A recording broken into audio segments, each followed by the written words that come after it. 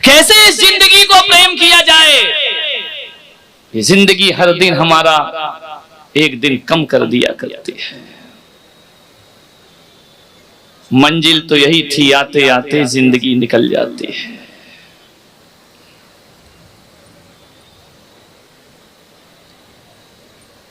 हकीकत में देखा जाए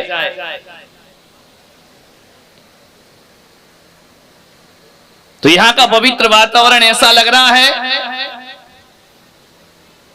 कि जिसे लोग अपवित्र समझते हैं वो कुचामन वालों ने पवित्र बना दिया है, पावन बना दिया है। लोग सोचते हैं कि मरघट से जाने के बाद स्नान किया जाता है, शमशान से जाने के बाद स्नान किया जाता है, लेकिन आज ऐसा इतिहास लिखा जा रहा है कि यहाँ से जाने के बाद स्नान नहीं किया जाएगा, बल्कि यहाँ बैठकर ज्ञान की गंगा का स्नान किया। यहाँ बैठकर जिंदगी के अनुभव में डुबकी लगाओ, यहाँ बैठकर धर्म की सरिता में डुबकी लगाओ।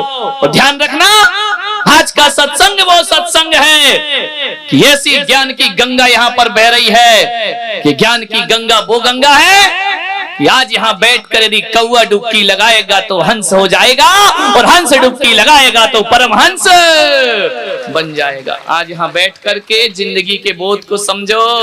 किन किराए के मकानों में रहते हो? आदमी का असली मकान तो यहीं पर बना हुआ है, आदमी का असली हकीकत निवास तो यहीं हुआ करता है। लोग कहते हैं कि हम शमशान में आए हैं, लोग कहते हैं कि हम मरघट में आए हैं, और मैं कहता हूं कि मरघट में नहीं आए। हकीकत में देखा जाए तो पहली बार हम अपनी बस्ती में आए हैं। यहाँ आकर ध्यान रखिए, एक आदमी मेरे पास आया, उसने नया नया मकान बनाया। आज रोने का काम नहीं, हंस लेना, ताकि ये दुनिया समझे कि मरघट भी मुस्कुराया है, मरघट भी ठाके लगाया है। ध्यान रखिए। एक आदमी आए और आकर के उन्होंने मुझसे कहा कि महाराज मैंने नया नया मकान बनाया है, आप कुछ आशीर्वाद दे दो। मैंने कहा किस बात का दे दो? बोले मैंने मकान बनाया है, इसे आशीर्वाद दो, फलता रहे फूलता रहे। अच्छा, बोले एक काम करो महाराज, आप एक काम करिए, मेरे इस मकान को कोई नाम दे दीजिए, अच्छा सा नाम दे दो इस मकान को। मैंने कहा यार इंसान के नाम रखे तो रखे, पहले आदमी भगवान का नाम रखता था, फिर आदमी इंसान का नाम रखने लगा। अब ये जमाना आया कि कुत्तों के भी नाम रखे जाने लगे, और वो जमाना आ गया कि अब मकानों के भी नाम रखे। बोले मेरे मकान का नाम रख दो। मैंने कहा देख मैं उल्टी खोपड़ी का आदमी हूँ, मेरे नाम तू रख नहीं पाएगा। बोले नहीं नहीं मैं रख लूंगा, आप जो कहेंगे मैं वही स्वीकार कर लूंगा। मैंने कहा बिल्कुल नहीं करेगा। बोले कर लूंगा महाराज, आज मेरा मुहूर्त है। मैंने कहा रख ले मरघट। उसने कहा महाराज कैसी बातें करते हो, वो तो आग बबूला हो गया गुस्से में। बोले इतने बड़े संत होकर, इतने बड़े विद्वान होकर के ऐसा अशुभ नाम देते हो, मैं शुभ लेकर के आया हूँ। ध्यान रखिए, मुझे तो मकान का नाम चाहिए और आप कह रहे मरघट रख ले। मैंने कहा बिल्कुल मरघट रख ले उसका नाम। ध्यान रखिए। बोले महाराज मरघट नाम कैसे रख लूं? मैंने कहा रखना पड़ेगा, मेरे से नाम लिया है तो मरघट ही रखना पड़ेगा। और मेरी नजरों में जितनी भी ये बड़ी बड़ी ऊंची ऊंची इमारतें हैं, इनकी कीमत किसी मरघट से कम नहीं हुआ करती है। बोले मरघट कैसे रखूं? लोगों की मानसिकता बन चुकी है, लोग ये सोचते हैं जहां आदमी रहते हैं उसे बस्ती कहते हो, और जहां आदमी को दफनाया जाता है, जलाया जाता है, उसे मरघट कहते हो। लेकिन मेरी सोच कुछ अलग है, मैं इसे मरघट नहीं, मैं इसे बस्ती कहता हूँ, और जहां तुम रहते हो वो मरघट कहलाया करता है। बोले मरघट नाम कैसे होगा? मैंने कहा ये बताओ, एक भी आदमी ऐसा कोई है जो शमशान में जाके मरा हो? विचार करिए, आज इतने आए हैं एक भी नहीं जाएगा। ध्यान रखना, पहले अर्थी लेकर आते हो, एक ना एक तो कम हो ही जाता है, लेकिन आज जितने आए हो उतने ही मेरे साथ वापिस चलो। ध्यान रखना, लोग कहते हैं वो बस्ती है, ये मरघट है, मैं कहता हूं वो मरघट है, ये बस्ती है। बोले मतलब क्या है? इनका मतलब इतना ही है, बोलो आदमी के प्राण कहाँ घटते हैं? मरघट किसे कहा जाता है? आदमी जब भी मरता है तो घर में ही मरता है, अपने घर में जिसके प्राण निकलते हैं। अरे जहां प्राण जाए घट, वो कहलाता है मरघट। और जहां आकर आदमी हमेशा को बस जाता है, उसे मेरी नजरों में बस्ती कहा।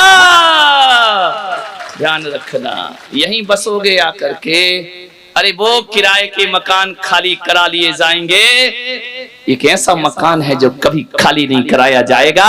एक बार आ जाओगे तो दोबारा जाने का अवसर प्राप्त है। ये बस्ती है, जहां लोग बसते हैं उसे बस्ती कहते हैं, और जहां प्राण घटते हैं उन्हें मरघट कहा जाता है। ध्यान रखिए, ये मत बोलना कि मरघट में आए हैं, ये बोलो मरघट से आए हैं और अपनी बस्ती देखने आए हैं। ध्यान रखिए, महिलाओं को ये सौभाग्य नहीं मिलता जीते जी,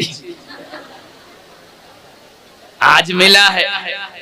मैंने देखा कि इस देश में महिलाएं इतना श्रृंगार क्यों करती हैं, पैर से लेकर सिर तक श्रृंगार ही श्रृंगार, सारे श्रृंगार महिलाओं के लिए है, आदमी के लिए कोई श्रृंगार ही नहीं है। ले दे के रामलाल एक आध चेन पहन लेगा, अंगूठी पहन लेगा, सज गए बोले हो गए तैयार।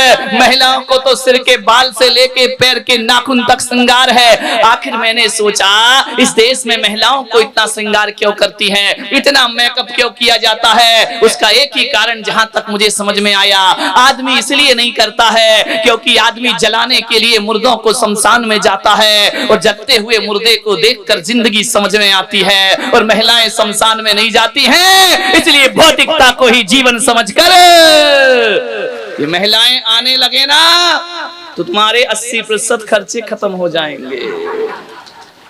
इन्हें लगेगा कि यार क्या रखा है जिंदगी में, सज लो सवर लो कुछ भी कर लो, माटी का पुतला माटी में मिल जाएगा। ध्यान रखिए, ये मरघट में शमशान में नहीं आती हैं, यही वजह है कि इन्हें संसार समझ नहीं आता है। मान्यवर ध्यान रखिए, कल यहाँ के आयोजक समिति के लोग मेरे पास पहुंचे, बोले आप क्या कहना चाहते हैं महाराज,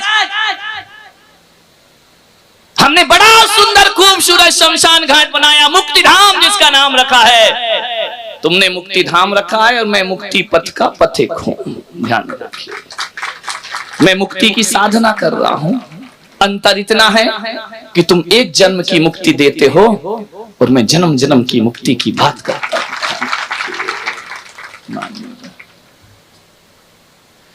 बड़ा खूबसूरत शमशान घाट,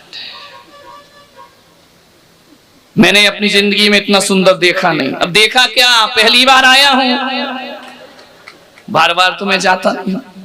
हालांकि देखा जाए तो इतिहास को उठा करके देखो तो साधु संत अपना ध्यान सामायिक यदि करते हैं तो महलों से निकलकर शमशान में जाकर करते हैं। वहां जिंदगी का बोध हुआ करता है, मृत्यु का बोध हुआ करता है, जीवन के सत्य का दर्शन हुआ करता है, जीवन की सच्चाई से मुलाकात हुआ करती है। मैं तो ये निवेदन करता हूँ, इतना खूबसूरत ये शमशान घाट, ये मुक्ति धाम जो यहाँ कुचामन में बना है, मैं ये कहता हूँ ऐसा ही सुंदर हर शहर में बनना चाहिए। कारण और शहर में ही नहीं बनना चाहिए। मैं एक निवेदन और देश के लोगों से करूंगा कि अक्सर शमशान घाट मुक्ति धाम शहर के बाहर बनते हैं। मैं चाहता हूं शमशान घाट और मुक्ति धाम शहर के व्यस्ततम चौराहों में बनाना चाहिए। ऐसी जगह बनाना चाहिए जहां से हजारों लोग निकला करते हैं, हजारों जिंदगियां जहां से निकला करती है। अरे ऐसे व्यस्त चौराहे पर शमशान घाट बनाए जाना चाहिए, ऐसी जगह शमशानों का निर्माण होना चाहिए। ये जो दुनिया भाग रही है, भागम भाग मची है, ये लक्ष्य विहीन दौड़, हर आदमी भाग रहा है। मैंने दिल्ली के चांदनी चौक पे देखा, भागते जा रहा, भागते जा रहा, भागते जा रहा, उसके पीछे दूसरा भाग रहा, उसके पीछे तीसरा भाग रहा। मैंने पहले से पूछा, ओ भाई कहां भाग रहे हो? बोले मुझे नहीं मालूम, वो आगे वाला भाग रहा, मैं उसके पीछे भाग रहा हूँ। मैंने तीसरे से पूछा, तू कहां भाग रहा? अरे बोले वो भाग रहा इसलिए मैं भाग रहा हूँ। सारी दुनिया को नहीं मालूम कि भाग दौड़ किस लिए है।